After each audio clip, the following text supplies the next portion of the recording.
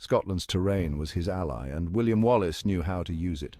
The rugged landscape of Scotland, with its steep hills, dense forests and narrow valleys, was not just a backdrop for Wallace, it was a crucial element in his strategy. Picture the rugged Scottish highlands, steep hills, dense forests and narrow valleys. These natural features were not just obstacles, but opportunities for Wallace to outmaneuver his enemies. Now imagine trying to march an army through it. The English, unfamiliar with the terrain, found themselves at a significant disadvantage. That's exactly what the English had to face, and Wallace knew it. He understood that the land itself could be a formidable opponent to any invading force.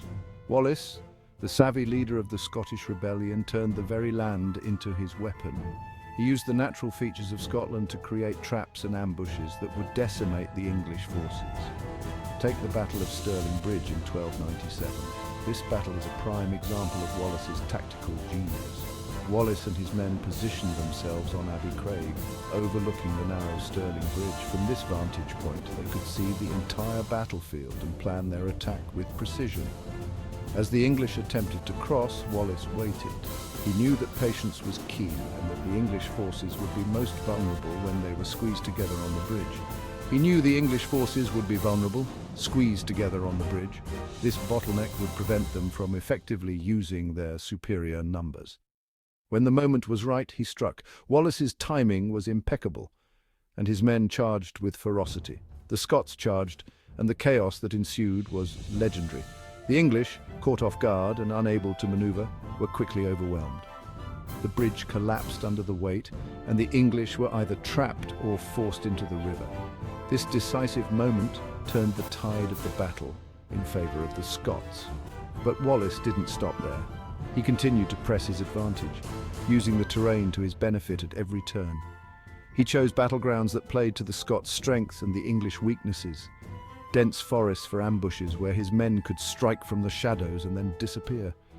Steep hills for high ground advantage, allowing his forces to rain down arrows and rocks on the enemy below. And marshlands to slow down troops. The marshy ground would bog down the heavily armoured English soldiers, making them easy targets for the nimble Scots. Every nook and cranny of the Scottish landscape became a strategic point in Wallace's master plan.